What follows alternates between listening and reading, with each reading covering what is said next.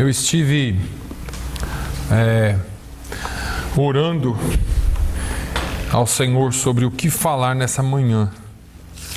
E nós estamos vivendo num tempo tão difícil, irmãos, num tempo de grandes provações. Basta você olhar em volta de você.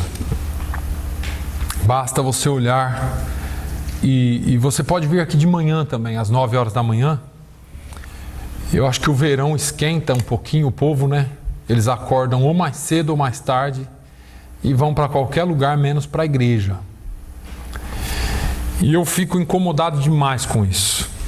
Eu estava falando com a irmã Cida Bento, a mulher do irmão Antônio Bento, o casal que senta aqui no nosso meio. Eles vieram hoje pela manhã porque eles não podiam estar aqui no culto em português, mas ela falou para mim: pastor, eu não posso perder o culto.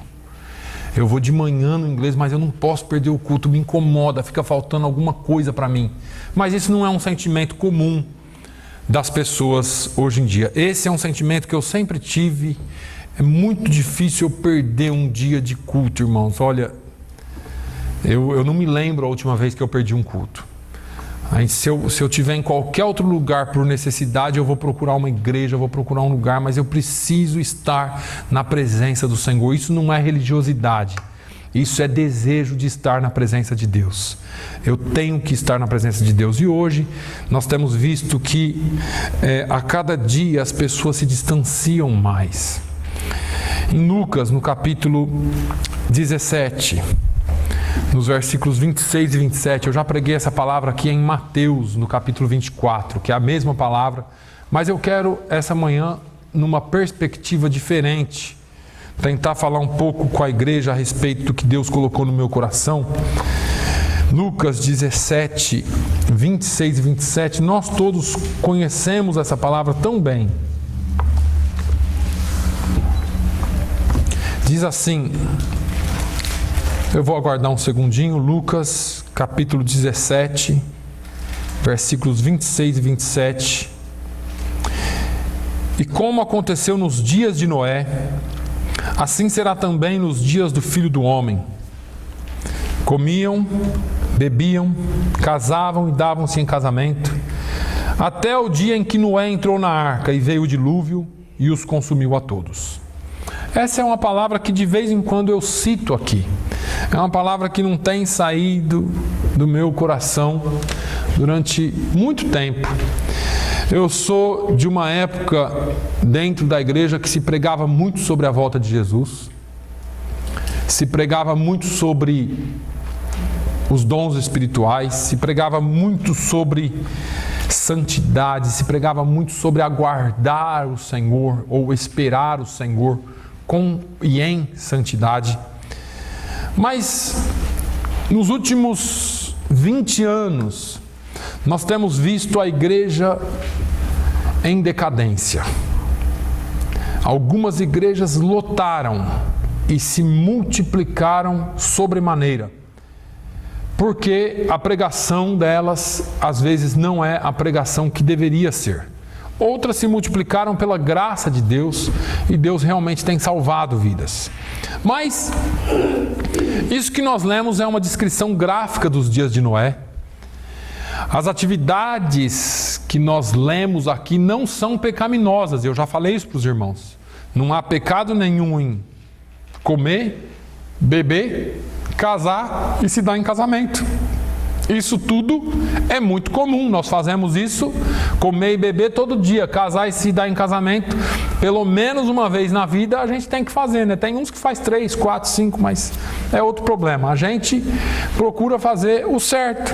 Agora, o problema que isso aqui indica, uma cultura ou... Lucas está escrevendo que Jesus falou aqui sobre uma cultura que não coloca Deus em primeiro plano. A questão aqui não é o pecado de fazer, mas o pecado de não fazer. Agora, Jesus está ensinando essa verdade, que os últimos dias se assemelhariam aos dias antes do dilúvio, que destruiu o mundo nos dias de Noé. Ele nos fala isso para que nós possamos ser capazes de discernir os tempos e sabermos que o fim está próximo. Eu gostaria de dizer para os irmãos algo que todo mundo aqui já sabe. Existem forças espirituais em operação nos dias de hoje. E essas forças, se não forem as mesmas, são muito similares às forças que agiam nos dias de Noé. Hoje, nós vivemos dias tão semelhantes aos dias de Noé. Pelo menos, regionalmente, nós vivemos. Dias tão semelhantes que você pode sair na rua gritando que Jesus vai voltar. Eles vão te chamar de louco, mas não vão se converter. E é assim que nós estamos vivendo. Existem 4 elementos aqui que estão ativos agora, que estavam ativos nos dias de Noé. Esses 4 elementos nos lembram de que estamos nos últimos dias e que nós temos uma missão a cumprir antes de deixar esse mundo. E nós vamos analisar juntos esses 4 elementos aqui, de que os dias de Noé nos mostra a aceleração do pecado. Eu nunca testemunhei, eu tenho certeza que ninguém aqui testemunhou jamais, o pecado numa esfera tão grande e tão alarmante como nos dias de hoje. É incrível como a mentira prevalece sobre a verdade. É incrível como as pessoas mentem com uma facilidade tão grande para uma população inteira e continuam mentindo e prevalece. E o que é certo se tornou completamente errado e o que é errado tomou lugar e forma de certo. E nós passamos a viver dias em que as coisas estão se complicando. Um dia desses alguém dividiu comigo um áudio e eu ouvi esse áudio e é exatamente isso que está acontecendo. Existe uma agenda satânica tomando forma de certo. E aquilo que é certo, de acordo com a Bíblia, tornar-se-á ou já está errado. Essa semana passada saiu uma notícia sobre uma pessoa que vai reescrever a Bíblia para que cristãos e homossexuais vivam em paz. Nós já vivemos em paz. Nós já vivemos em paz. Eu não tenho problema nenhum com homossexual. Escolha e opção deles. Como eu não tenho problema nenhum com assassino, com feiticeiro. Só que existe um problema com relação a Deus, não é comigo.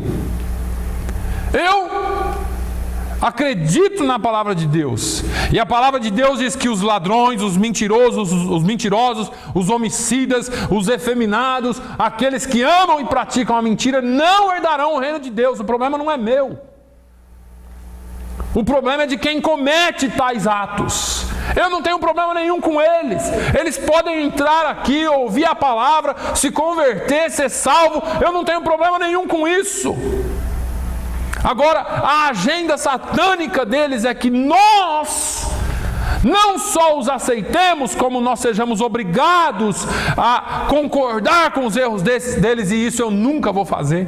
Eu digo isso de público, digo para quem quiser, eu vou para a cadeia, vou para a morte, mas eu não mudo a minha posição com relação à Bíblia Sagrada. Amém. Precisamos entender isso, irmãos. Porque o pecado está crescendo de maneira acelerada. E eu vou falar, a igreja está sofrendo porque existe uma falta de separação espiritual da igreja. Nós fomos chamados para sermos santos, e santo significa separado, separado da mazela do pecado do mundo. Aleluia.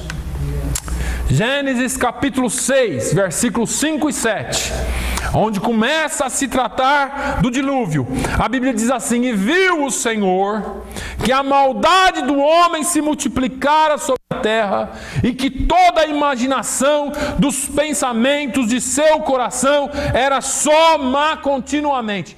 Está igual ou não está?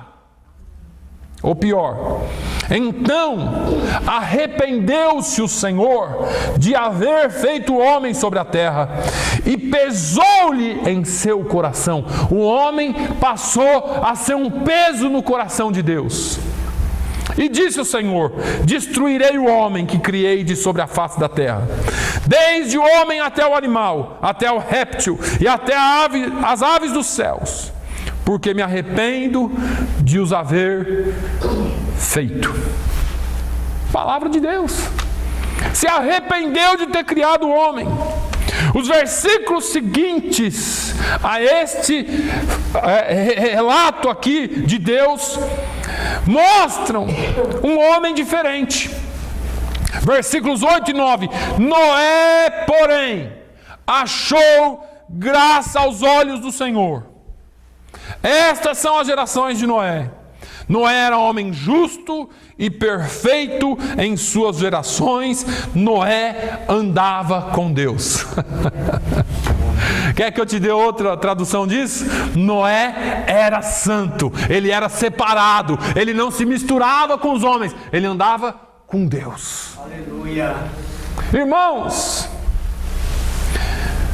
Deus simplesmente requer de nós que nós sejamos separados desse liberalismo, que nós sejamos separados dessa falsa religião e religiosidade que está permeando os homens. E algo mais. A palavra de Deus diz: não vos prendais a um jugo desigual com os infiéis. Porque que sociedade tem a justiça com a injustiça? E que comunhão tem a luz com as trevas? E que concórdia há entre Cristo e Belial, ou Cristo e Satanás? Ou que parte tem o fiel com o infiel? E que consenso tem o templo de Deus com os ídolos? Deus disse, ou melhor, porque vós sois o templo do Deus vivente. Como Deus disse, neles habitarei, e entre eles andarei, e eu serei o seu Deus, e eles serão o meu povo.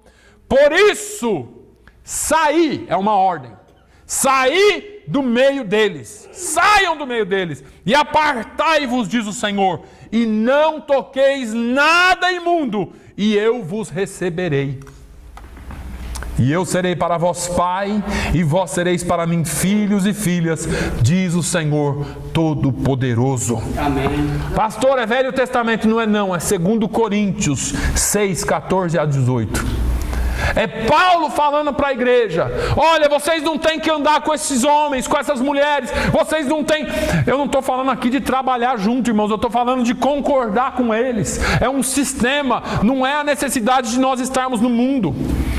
Porque nós estamos aqui, você trabalha com o infiel, você vive, você se relaciona, mas você não concorda, o seu interior é diferente, a sua mente é transformada. Existe uma falta de padrões morais no mundo de hoje. Olha aqui o que ele falou lá em Gênesis 6:5. E viu o Senhor que a maldade do homem se multiplicara sobre a terra, e que toda a imaginação dos pensamentos do seu coração era só má continuamente. Irmãos, hoje em dia é difícil você se relacionar com as pessoas, porque é isso aqui, ó. Toda a imaginação dos pensamentos do seu coração são maus ou más, continuamente. Me fala aí quem trabalha no meio dos ímpios, se não é assim. Se a conversa não é atravessada, se não se fala só em coisas erradas, se da boca dele sai alguma palavra boa. Você está no meio de um grupo que só sai palavrão, que só sai histórias furadas. Parece muito com os nossos dias isso aqui.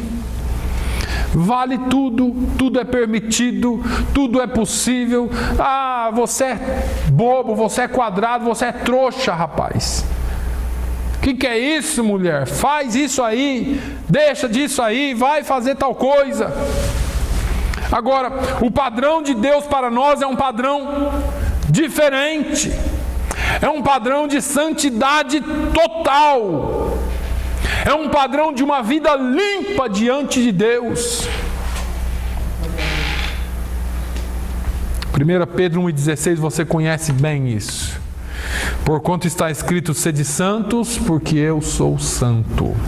Aleluia. Amós 3,3 fala, porventura andarão dois juntos se não estiverem de acordo? Como você pode andar? E quando eu falo andar com o ímpio, é o mesmo que o salmista fala de se assentar na roda dos escarnecedores. Não é trabalhar com ele, não é conviver por obrigação, mas é como nós andaríamos juntos ou estaríamos em acordo juntos.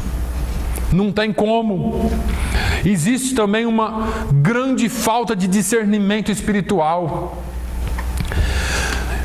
A palavra que nós lemos de como aconteceu nos dias de Noé, irmãos, não há discernimento espiritual. Em Juízes 21 e 25 diz que naqueles dias não havia rei em Israel, porém cada um fazia o que parecia reto aos seus olhos. Nós estamos vivendo esses dias. Cada um faz o que parece certo aos seus olhos, mesmo sabendo que é errado, mesmo sabendo que não pode. Os homens estão cegos para a verdade de Deus, para a verdade das Escrituras, para as exigências de um Deus santo e um juízo iminente da parte dele. E vai ter. E essa palavra iminente é daqui a pouquinho, já já.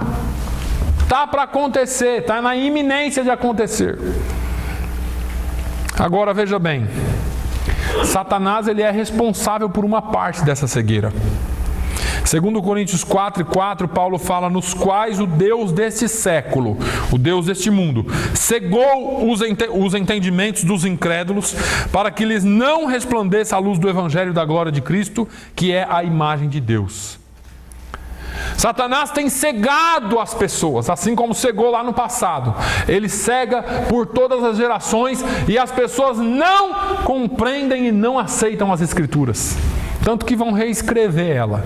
E eu estava conversando com a minha esposa, e eu gosto de às vezes discutir esses assuntos com ela, porque ela tem uma percepção muito aguçada, e ela disse assim, vai ser tão interessante porque vai ser só mais uma versão da Bíblia.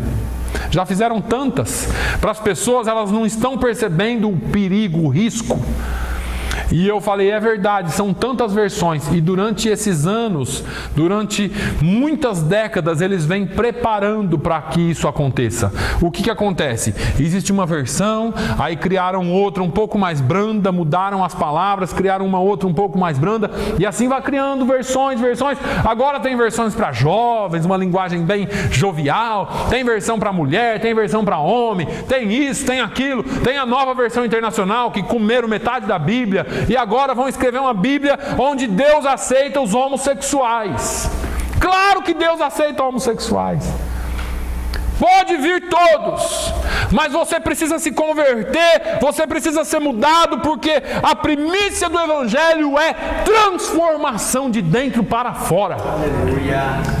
Se você não for mudado, você não pode herdar o reino de Deus. É simples assim. Agora, nós precisamos entender isso, irmãos. Satanás tem cegado o povo e, infelizmente, tem cegado a igreja também. Porque vão ter pastores pregando com essa versão.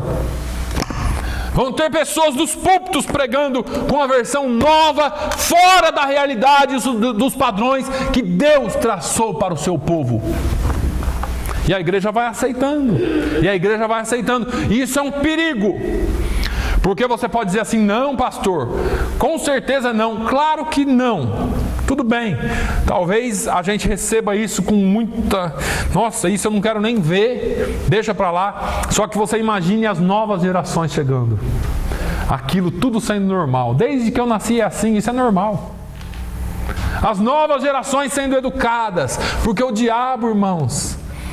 Ele fica 24 horas por dia só pensando um jeito de trabalhar na cabeça dos nossos filhos, na cabeça dos crentes, na cabeça da nova geração.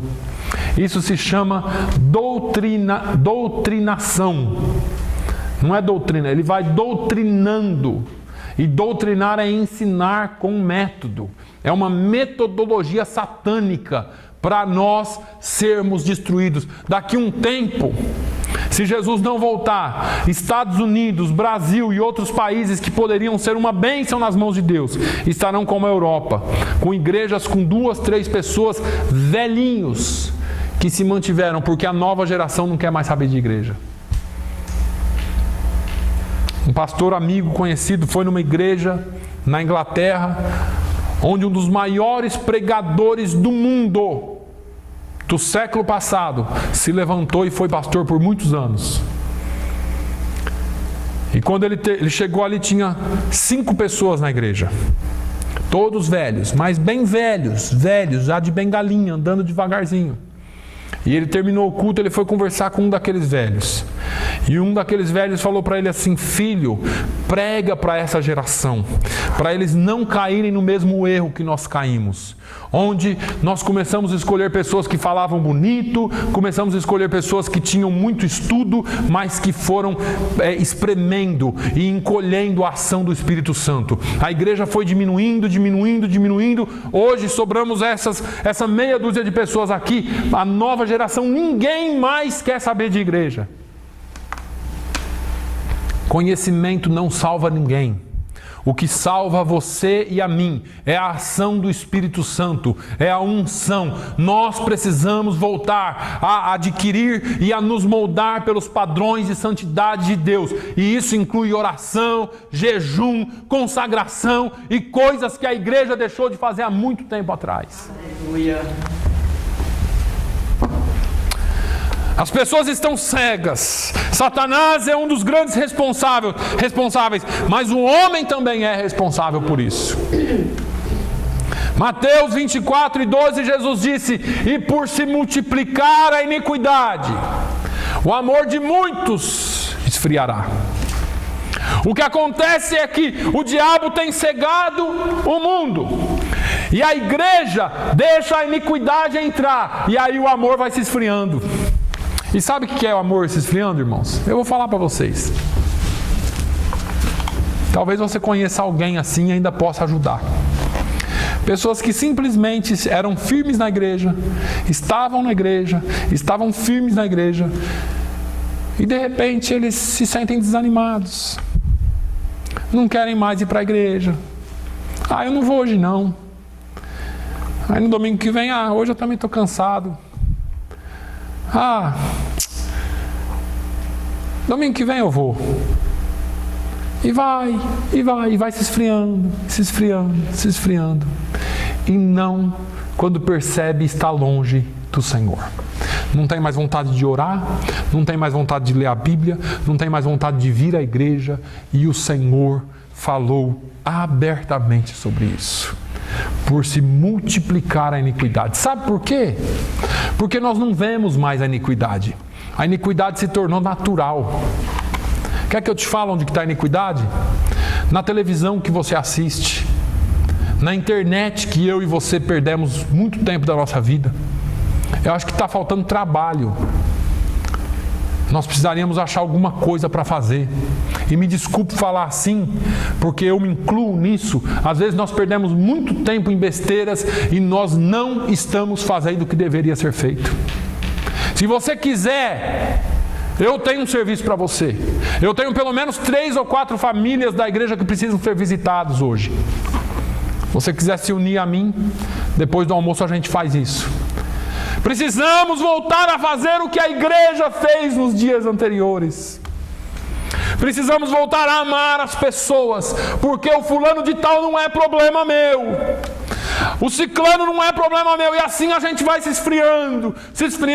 Talvez um dia você vai precisar, e eles vão dizer: você não é problema meu. Precisamos voltar a fazer o que a igreja fazia, irmãos. O homem sempre tem escolha de fazer o certo. Ele sempre pode fazer o certo. Josué capítulo 24, versículo 15. Porém, se vos parece mal aos vossos olhos servir ao Senhor, escolhei hoje a quem sirvais. Se aos deuses a quem serviram vossos pais, que estavam além do rio, ou aos deuses dos amorreus, em cuja terra habitais. Porém, eu e a minha casa serviremos ao Senhor. Todo mundo gosta desse finalzinho, né? Mas a parte anterior do versículo é uma chamada à nossa responsabilidade de decisão. Precisamos decidir quem nós vamos servir. Vamos servir aos interesses nossos. Só trabalho.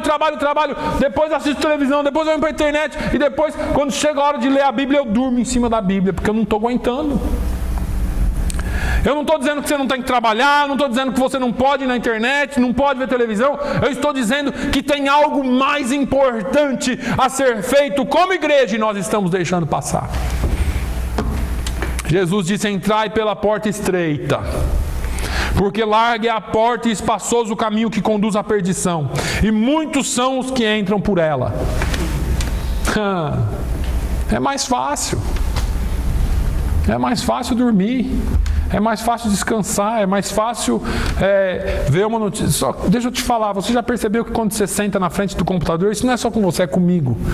A gente passa 1, 2 horas ali sem perceber e não dá sono. Quando a gente vai assistir um filme que é muito interessante, tem uns que dormem, né? A televisão é um santo remédio para dormir. Para na frente da televisão, dorme. Mas deixa eu te dizer uma coisa, nós perdemos tempo e não vemos o tempo passar, mas quando vai ler a Bíblia, ô tribulação. O Senhor é meu pastor, na hora que você chega no nada me faltará, já dormiu. É uma luta espiritual, irmão, você não entende isso. É uma luta, não é natural isso, não é normal isso. Você vai orar, acabou as palavras. Se for para você falar da vida do vizinho, você fala o dia inteiro. Mas na hora de orar, não tem palavra. Eu já orei tudo que eu precisava, eu já orei por mim. Jesus me abençoa. Eu preciso de Ti. Faz uma bênção em mim. Abençoa minha família, amém. Tem mais coisa para orar? Acabou as palavras. Não tem mais o que orar. Porque nós somos seres egoístas por natureza. Nós só pensamos em nós. Entrai pela porta estreita. A outra porta é larga, é fácil, vai tudo numa boa. Mas o caminho que conduz à perdição está nela. Existe uma tempestade se aproximando. O dilúvio estava chegando. Esses homens não estavam preparados para ele. Olha o versículo 7 do capítulo 6 de Gênesis. E disse o Senhor: destruirei o homem que criei de sobre a face da terra, desde o homem até o animal, até o réptil, até a ave dos céus, porque me arrependo de os haver ter feito. Deus se arrependeu de fazer, falou: vou destruir, e ninguém percebeu. Ninguém percebeu. O arrebatamento e a grande tribulação estão aí, virando a esquina. E a igreja não tem se apercebido disso. Parece que nós estamos de olhos fechados para isso. Deus tem me abençoado, eu tenho trabalho, eu tenho que comer na minha mesa, eu tenho casa, eu tenho um telhado, estou sossegado, eu moro num país seguro, tenho dólar no bolso, estou sossegado. Agora veja bem, a igreja precisa se preparar para esse encontro, porque ele vai acontecer muito em breve. Muito em breve. Mateus, no capítulo 24, versículo 44, Jesus disse: por isso estáis vós apercebidos também, porque o Filho do Homem há de vir a hora em que não penseis. Hora que está tudo bem, eu já disse aqui, quando disserem ou vos disserem a paz e segurança, aí vos sobrevirá repentina destruição. E vai ser repentino. Nós precisamos estar atentos, nós precisamos estar ligados aos sinais. Eu conversava com uma irmã essa semana e disse, olha, nós temos esperado isso há anos. Porque enquanto nós nos reunimos como pastores para tratar de assuntos da igreja, para tratar de assuntos espirituais, para orar uns pelos outros, nós temos sido advertidos com informações fidedignas de que as coisas vão piorar. E já falei para os irmãos, existe uma agenda satânica para fechar igrejas fiéis. As igrejas que não aceitarem as imposições feitas pelo governo serão fechadas. Ouve o que eu estou falando para vocês. E não esperem vocês que você seja preso ou que eu seja preso por alguma coisa que você fala, isso é um absurdo. Não. Jesus disse, olha, quando vos levarem aos tribunais e vos incriminarem e vos prenderem, dizendo todo tipo de mentira contra vós. Irmãos, eu e você que é fiel a Deus pode ser preso a qualquer momento por uma coisa que você não fez, mas que vai ter testemunha contra você. Ouça o que eu estou falando. Jesus foi preso e morto com falsa testemunha. Se ele foi, não espere que você seja diferente. Não espere que seja diferente. O mundo está caminhando para o juízo e ainda não percebeu a magnitude e a força da tempestade que vai enfrentar, porque vai enfrentar. E eu não estou falando de uma tempestade de água, eu não sei como vai ser, eu estou dizendo para você que virá uma grande tribulação sobre a terra, e só os que estiverem preparados serão salvos. Inferno, calamidades, tribulação, eu ainda não sei como vai ser essa ordem aí, tá? Uma tempestade que vai destruir. E nós precisamos alertar as pessoas. E eu vou te deixar um recado desanimador. Desanimador. A maioria não vai te ouvir. A maioria não vai te ouvir. Muitos não vão acatar, mas eles precisam ser avisados assim mesmo. Paulo, escrevendo a Timóteo, no final da sua segunda carta, Paulo estava preocupado com Timóteo. Paulo estava à beira da morte. Se você ler a segunda carta de Paulo a Timóteo, lá no finalzinho ele está dizendo, olha, eu já estou sendo entregue para a morte. Combati o bom combate, acabei a carreira, guardei a fé. Mas ele fala assim lá no capítulo 4, ele fala assim, olha, eu conjuro-te, eu te imploro, eu te peço com todas as forças, diante de Deus e do Senhor Jesus Cristo, que há de julgar os vivos e os mortos na sua vinda e no seu reino, que pregues a palavra.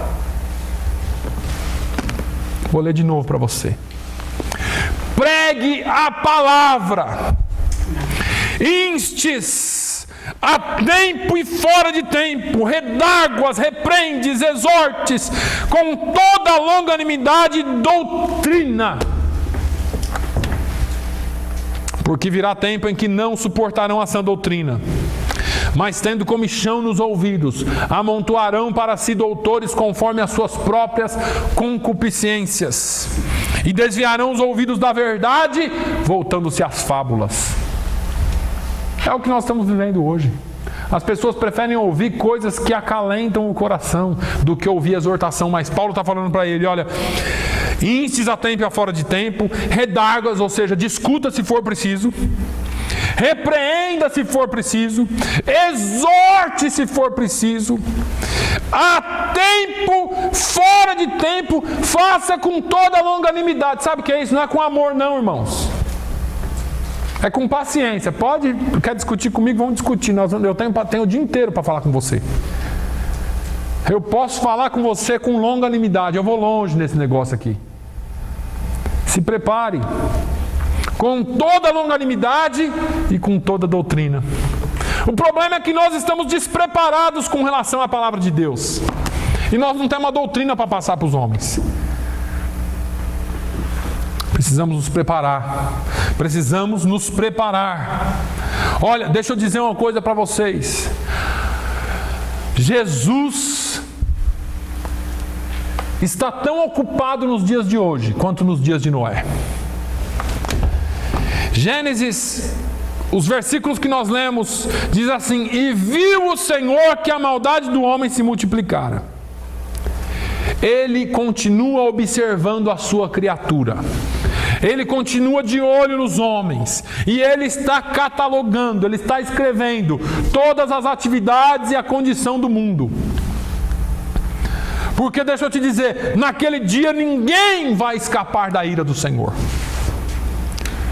A palavra de Deus diz em Provérbios 15:3: os olhos do Senhor estão em todo lugar, contemplando os maus e os bons, e Ele está anotando cada um e cada obra.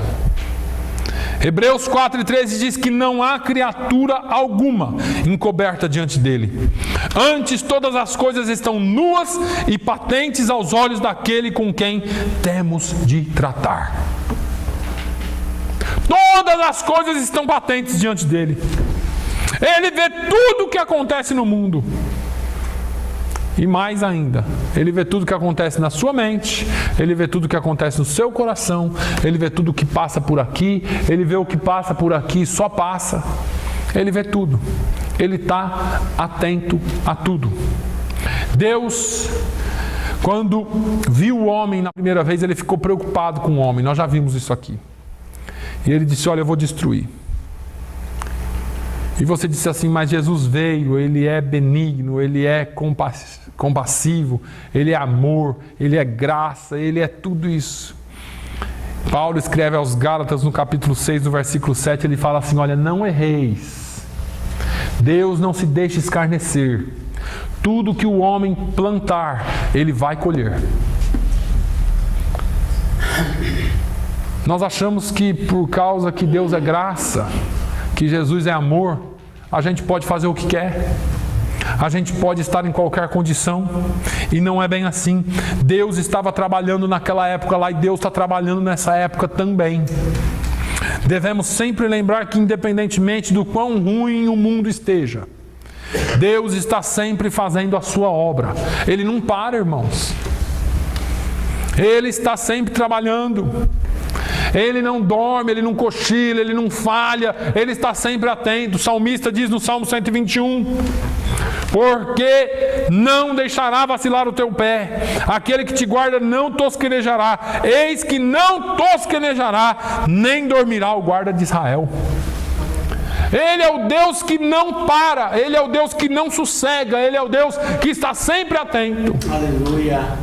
E nós não estamos fazendo a nossa parte, e eu me incluo com todas as letras. Mas naquele tempo, para nós encerrarmos, Deus chamou um porta-voz capaz. É disso que Deus está precisando. É isso que Deus está à procura, porta-vozes, pessoas que sejam capazes de falar. Noé foi o porta-voz de Deus naqueles dias. Olha só: e não perdoou o mundo antigo, mas guardou a Noé, a oitava pessoa, o pregoeiro da justiça, ao trazer o dilúvio sobre o mundo dos ímpios. É Pedro que fala isso em 2 Pedro 2:5. Em 1 Pedro 3:20 ele diz: os quais no outro tempo foram rebeldes, quando a longanimidade de Deus esperava nos dias de Noé, enquanto se preparava a arca, na qual poucas, isto é, 8 almas se salvaram pelas águas. Ele pregou o juízo de Deus por 120 anos. 120 anos e ninguém aceitou a palavra de Deus. 120 anos. Mas ele pregou 120 anos. Preguei 10 anos, parei, ninguém aceita, ou lugar ruim, ou povo ruim, não quero mais pregar. Você precisa pregar em tempo, fora de tempo, enquanto você tiver vida, fôlego, voz, pregue, ainda que ninguém aceite. Talvez esse seja o seu chamado. Talvez esse seja o meu chamado. Nós estamos vivendo nesses tempos de Noé. E nós precisamos entender isso. Pregue a tempo e fora de tempo. 120, se Deus te der 200 anos, pregue 200 anos. Porque foi para isso que Ele te chamou. Que a graça que Deus demonstrou aqui é uma graça superabundante. Porque foram 120 anos que Deus ficou planejando destruir. E durante esses 120 anos, Ele ainda estendeu a sua graça e a sua mão aos pecadores. Eu vou destruir a terra. Chamou Noé, Noé, faz a arca aí. Noé começou a fazer a arca. Ele falou, mas prega. Prega que eu vou destruir, porque eu quero salvar. A minha intenção não é destruir, a minha intenção é salvar. Esses homens precisam saber que eu sou um Deus de amor. E Noé foi pregando. Ele poderia ter destruído o mundo instantaneamente, irmãos. Ele poderia ter mandado qualquer coisa para salvar Noé e a família dele. Ter simplesmente tirado Noé da terra como ele tirou Enoque. Mas ele falou, não, eu vou começar a fazer aqui algo grande para que esses homens vejam, que chame a atenção e para que eles também sejam salvos. E Deus tem feito grandes coisas em nosso meio. Deus tem feito grandes coisas através do seu povo.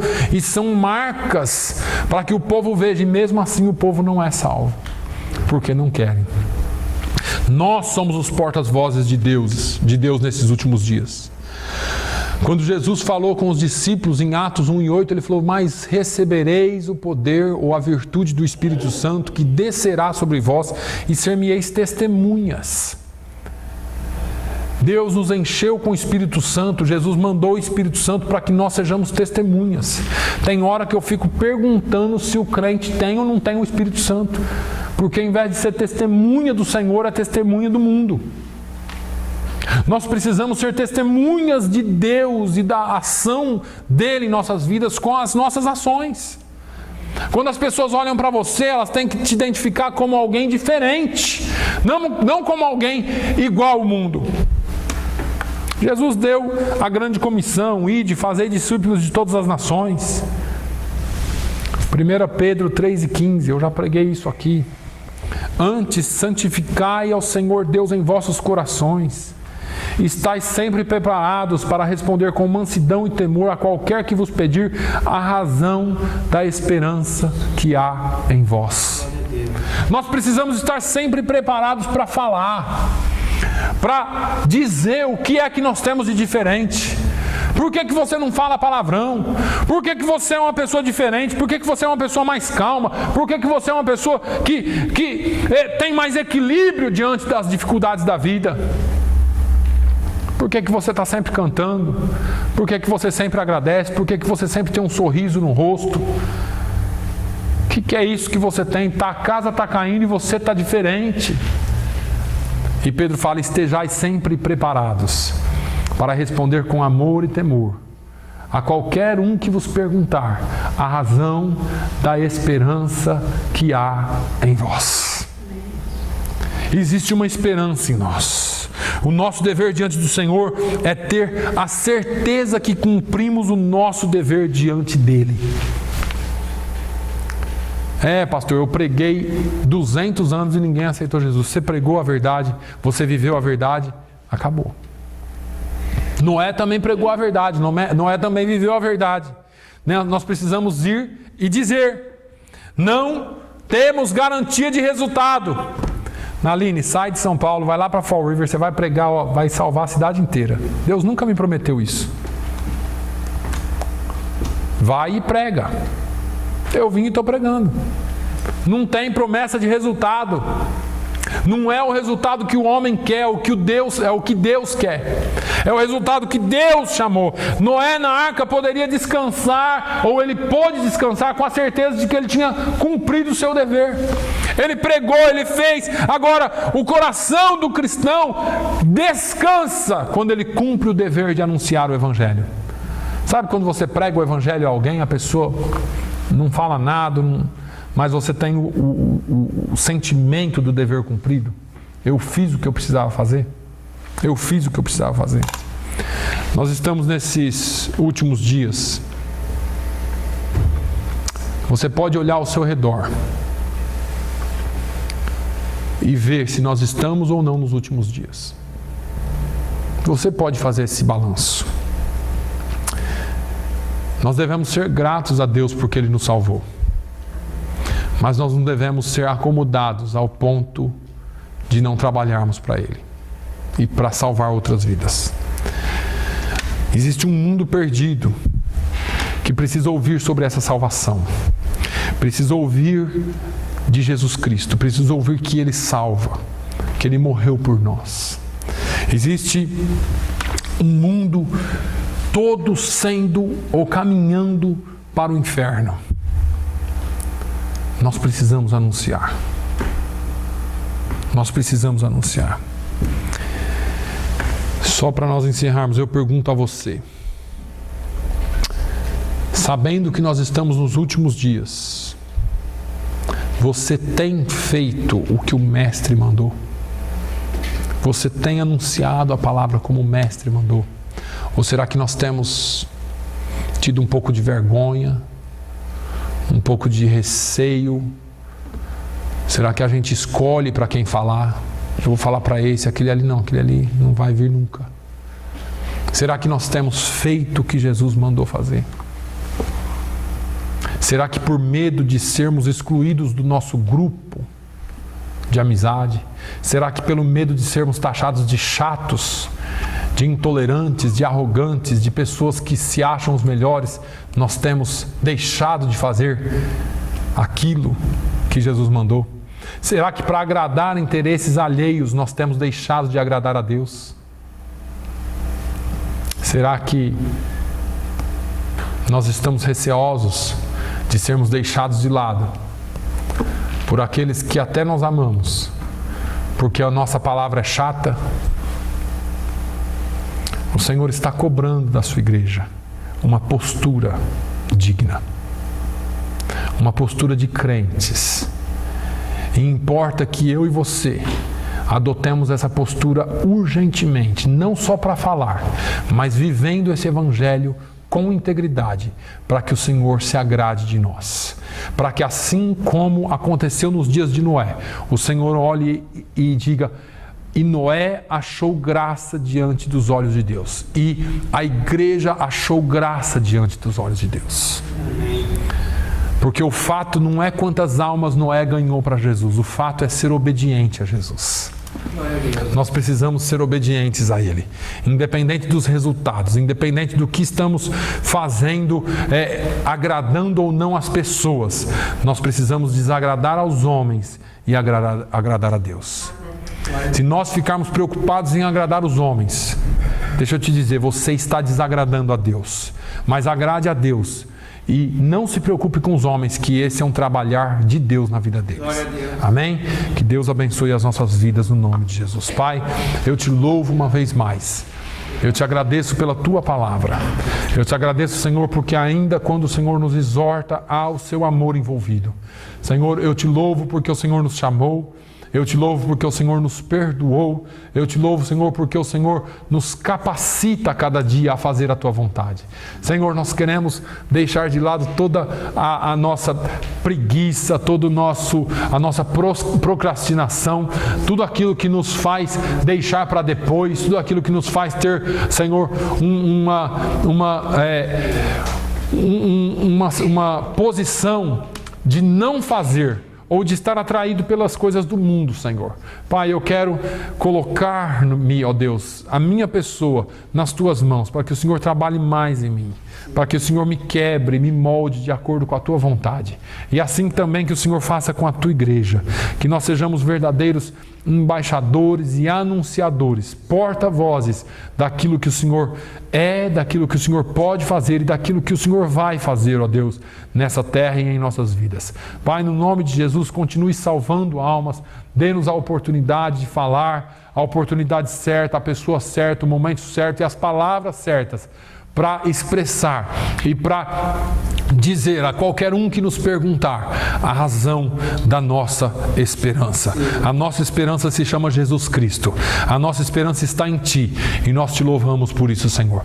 Dê-nos uma semana abençoada. Faça, Senhor, o Teu querer em nossas vidas, que nós possamos ter um tempo para fazer a Tua obra neste lugar. Senhor, que nós possamos ter um tempo, Senhor, para Ti, para buscar mais a Ti. No nome de Jesus, que essa semana seja uma semana produtiva na vida dos Teus filhos. É o que eu Te peço agradecido. Amém e amém. Que o amor de Deus, a graça do nosso Senhor e Salvador Jesus Cristo, a comunhão e a consolação do Espírito Santo seja sobre todo o povo de Deus hoje e sempre. E todos digam amém.